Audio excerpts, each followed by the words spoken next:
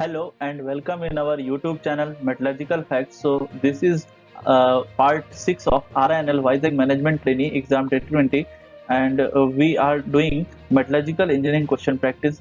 So before this we have given 5 parts of this series.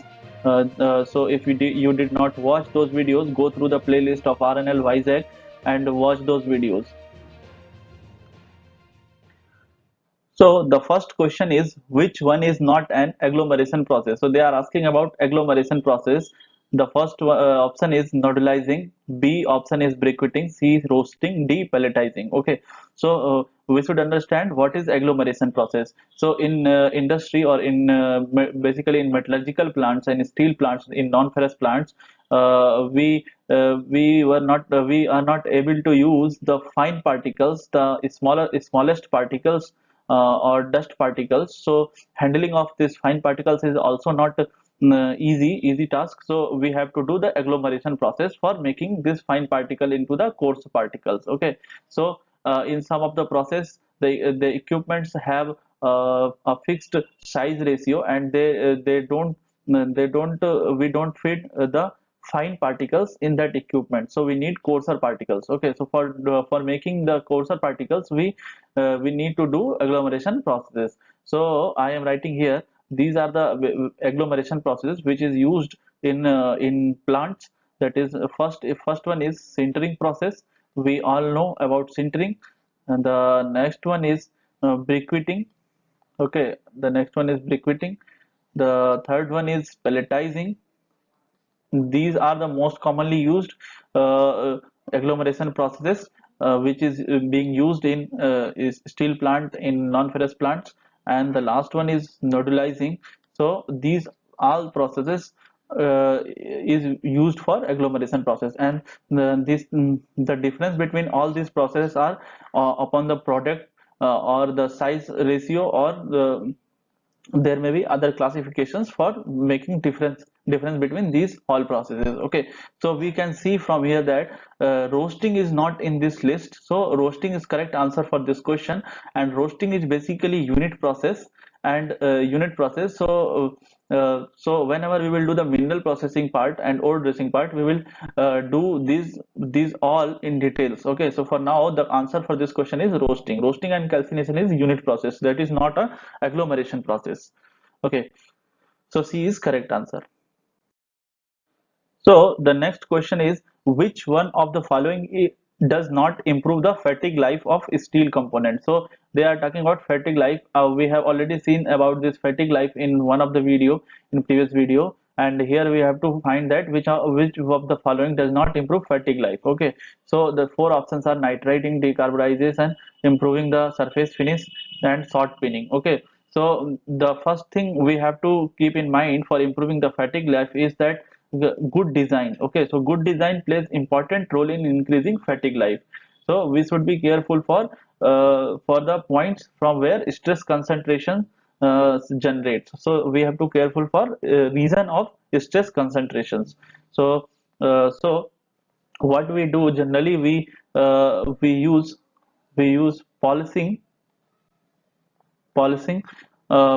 makes the surface of the component to a good, and polishing also finishes the surface, and which basically removes the irregularities on the surface. Okay, so they will remove the irregularities by which the crack will not initiate from that irregularities. So polishing is one of the process by which we can improve the fatigue life. And the next process is short pinning. Short pinning is the process in which we introduce the compressive stresses on the surface. So this also improve the fatigue life. And the third one is carburizing and nitriding. I am writing here. So carburizing and nitriding, what they do, they introduce a strong surface layer, and they increase the resistance to crack initiation on surface. So as nitriding and carburizing is used for introducing the surface layer, so they increase the fatigue life by resisting the crack initiations on the surface. Okay, so here in options we can see nitrating is in option, so this is not correct option for this question because this improves the fatigue lives. And the next C option is improving surface finish, this is also in our list, so this is not correct answer. Short pinning is also in our list, so this is also not correct answer. So we don't have C about the decarbonization. So what decarbonization is basically removing the carbon from the surface. Okay, so removal of carbon from the surface basically makes the surface softer. Okay, and then if the surface will be soft, the crack may be initiate from on the surface. Okay, so this is not used for improving the fatigue life. And fine grain size will also improve the fatigue life. One additional point you can write this like finer grain size, finer grain size also improves the fatigue life. Okay, so this is all about the improving the fatigue life. So we need to remember these point: polishing, short pinning, carbonizing, and nitrating. These all improves the fatigue life, and decarbonization does not improve fatigue life. So our correct option for this question is B part. The next question is numerical answer type question. So a steel plate of 10 mm thickness is to be cold rolled. The mill has diameter of 72 mm. If the coefficient of friction is 0.30, the maximum possible reduction in the first pass in percentage. So they asked in percentage. So we need to calculate the maximum possible reduction. So given data, the given data is diameter is given, that is 72 mm, and from here we can calculate this radius value. So radius is 36 mm basically, and mu value, that is coefficient of friction, is also given, so 0.30. And we know the formula for maximum possible reduction, that is delta H is equals to mu square into R. So delta H is equals to mu value we will put, and we will calculate. Simple, this question is very simple, but the tricky point is that they have asked in percentage, so one can do silly mistake in this question while calculating in percentage. So we know we this is the maximum possible reduction in first pass, so this is 3.24, and they have asked in percentage. So how we can calculate? We know the initial and we know the final. So this is in first pass, and the total thickness of the slab is given, that is 10, and we need to calculate in percentage. So this is 100. So this is also delta H, but this is in percentage. So that percentage delta H will be equals to 32.4%. Okay. So this is the correct answer for this question. One can do silly mistake here because they have asked in percentage. So sometimes we forget to calculate in percentage, and we tick for this question. So this is not correct answer for this question. The correct answer for this question is 32.4, that is in percentage. So the next question is of matching type question. So in this question, we can see that there is a group A. In this group A, some processes are given. So the first one is blast furnace, matte smelting. The last two is electrolysis of fused salt and halide metallurgy. And here in this group B, we can see few of the elements they have given, that is aluminum, titanium, copper, and iron. Okay, so this is very easy question, and we have choose because in RINL and the GATE exam, maximum matching will come from extractive metallurgy part or manufacturing part. So that's why we are choosing matching every time from extractive metallurgy and from manufacturing. Okay, and by this we can by doing this matching type of questions, we can learn many things from this all. We can learn from these options, and so for this question we will try to do. So I already told you how to attempt the matching questions. We need not to jump on the options. Okay, so we will try to add this group A to group B. Okay, so blast furnace is used for iron. I already told you blast furnace we can use for iron, lead, and zinc. There are three elements for which we can use blast furnace for the production. Okay, so here in this list we can see this is uh, Fe we can match from blast furnace. Okay, so matte smelting is used for copper and nickel. I am not going to detail because I have already told in previous video in details about these all processes. Okay, so this is matte smelting. Matte smelting is used for copper and nickel, and here in the list we can find that copper is here. So matte smelting we can match from copper, so Q is equals to 3. Okay, and this is electrolysis of fused salt. This is basically Hall-Héroult process of electrolysis. So Hall-Héroult process of electrolysis is used for aluminum basically. So we can match aluminum by 1.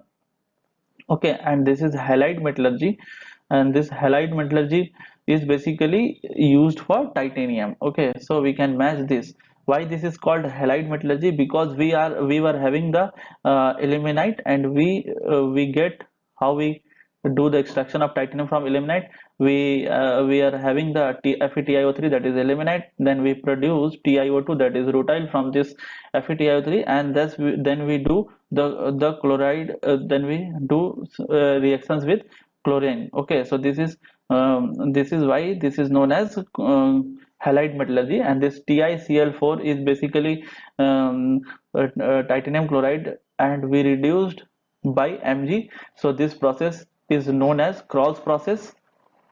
I already told about the Krauss process. So in Krauss process, what we do, we reduce this TiCl4 by magnesium and produced sponge titanium and MgCl2.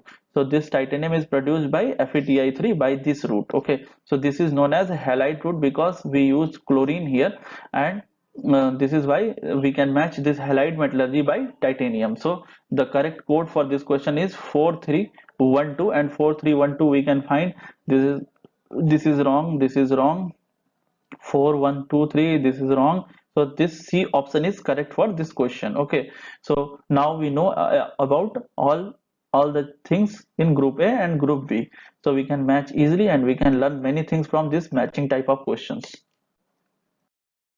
So the next question is a schematic of X-ray diffraction pattern of single phase cubic polycrystal is given below. So this is the curve, this is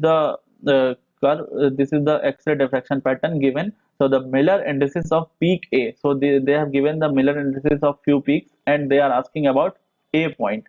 Okay, so for doing this type of question, what we'll do, we will find the h square plus k square plus l square values for everything.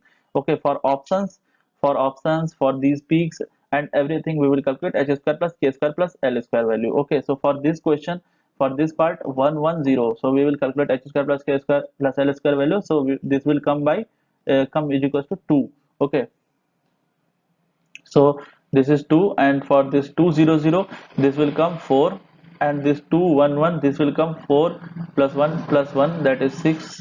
Okay, so here this A point is not given, so we will find how we will find. We will change these options in h square plus k square plus l square value. So this is 2 4 5, this is 2 4, this is 8, this is 12, and this is 9 and 10. Okay, so this is 5 8 12 and 10. Okay, so we know the h square plus k square plus l square value for simple cubic, that is 1 is to 3 to 4 5 and so on.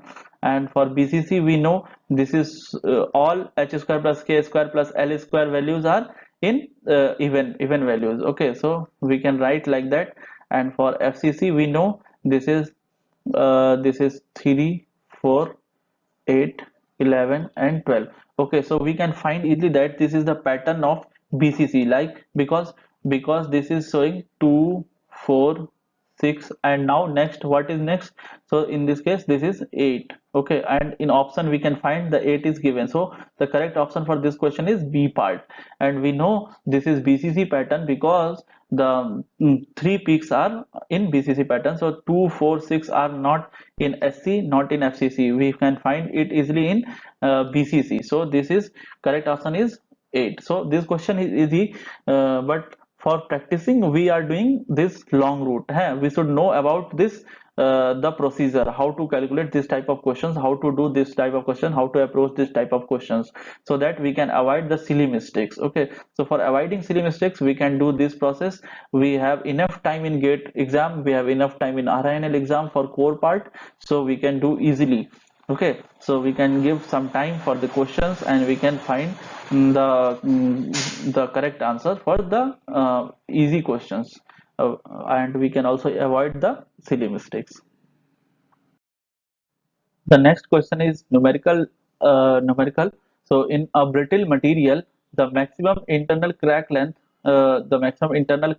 is 8 mm. If Young's modulus is given, so and surface energy is given, the estimate the theoretical fracture strength in megapascals. Okay. So in previous video, in one of the video, I have given the video of brittle fracture, that is Griffith theory of brittle fracture. So you need to watch those videos for revising the concept. Okay, so I took this question for revision purpose. Okay, so internal crack length, I have already told we will take internal crack length as 2c, so this is the 8 mu m, and this c value comes 4 mu m. Okay, and we will calculate this in meters, so 10 to the power minus 6. So this is first conversion we have to do for this type of numericals. Okay, and elastic modulus is also given, that is 400 gpa, so we will calculate in pascals, so that will be pascals. And this surface energy gamma is equals to 3.14 joule per meter square. So these values are given, and we know the formula for fracture strength, that is theoretical fracture strength, that is sigma f is equals to 2e gamma by pi c.